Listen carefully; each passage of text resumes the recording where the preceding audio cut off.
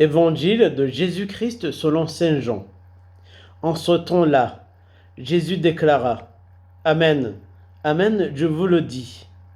Celui qui entre dans l'enclos des brebis, sans passer par la porte, mais qui escalade par un autre endroit, celui-là est un voleur, est un bandit.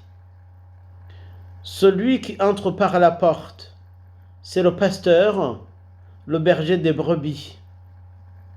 Le portier lui ouvre, et les brebis écoutent sa voix. Ces brebis à lui, il les appelle chacune par son nom, et il les fait sortir.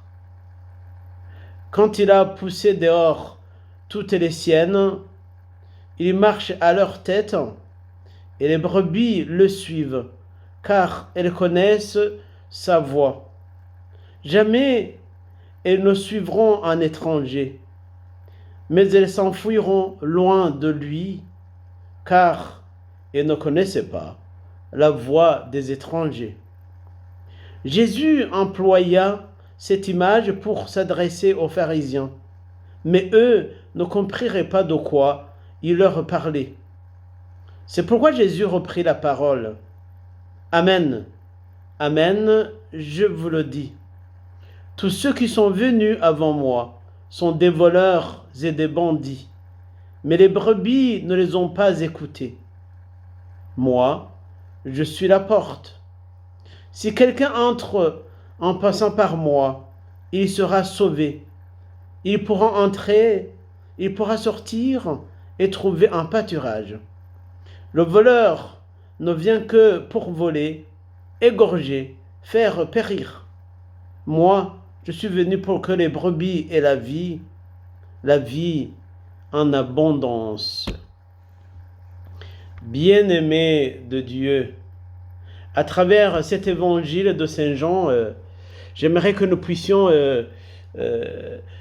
méditer sur les valeurs de l'écoute. En méditant sur les valeurs de l'écoute, il convient de savoir qu'est-ce qu'écouter, pourquoi écouter et comment écouter.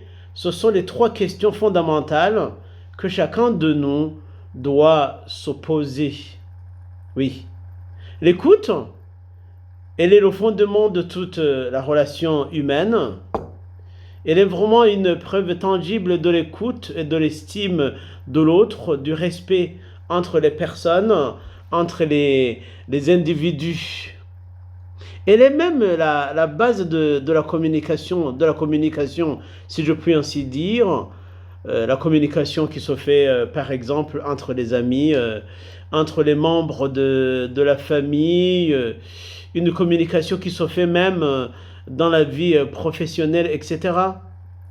Celui qui écoute doit être attentif. Celui qui écoute doit prendre le temps pour autrui. Finalement, l'écoute est un don que nous avons reçu de Dieu et que nous sommes appelés à mettre au service des autres.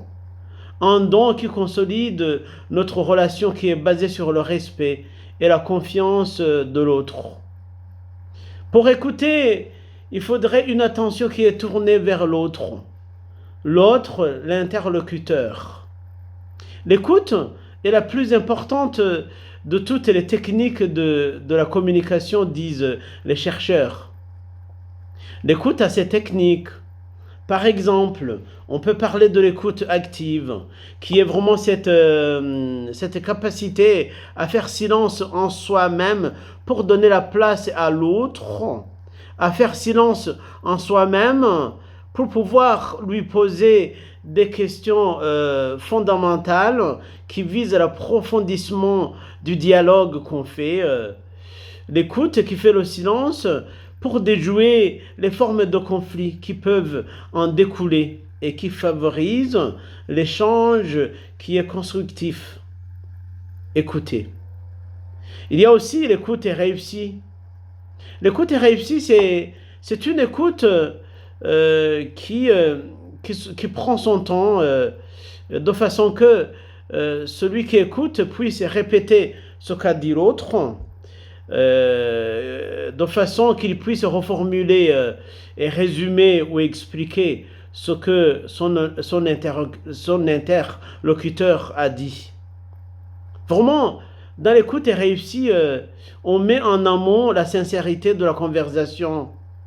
Celui qui écoute, il se met à la place de l'autre pour essayer vraiment de le comprendre.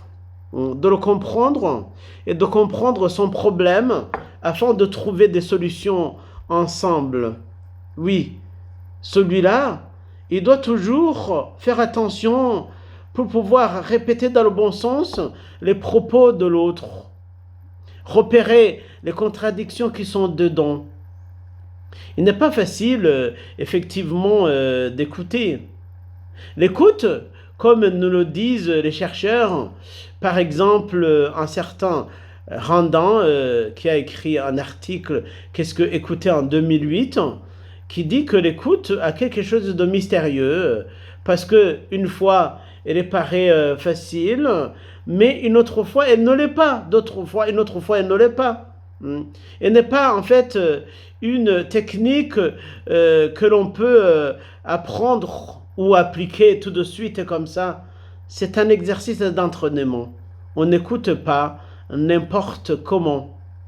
Écouter, ça implique un bruit, une source sonore à identifier. Par rapport à l'autre qu'on écoute, il faudrait prendre son temps pour pouvoir repérer les dissonances dans ce qu'il dit, les dissonances dans ce que nous devrions être par rapport à lui, à l'autre qui m'écoute.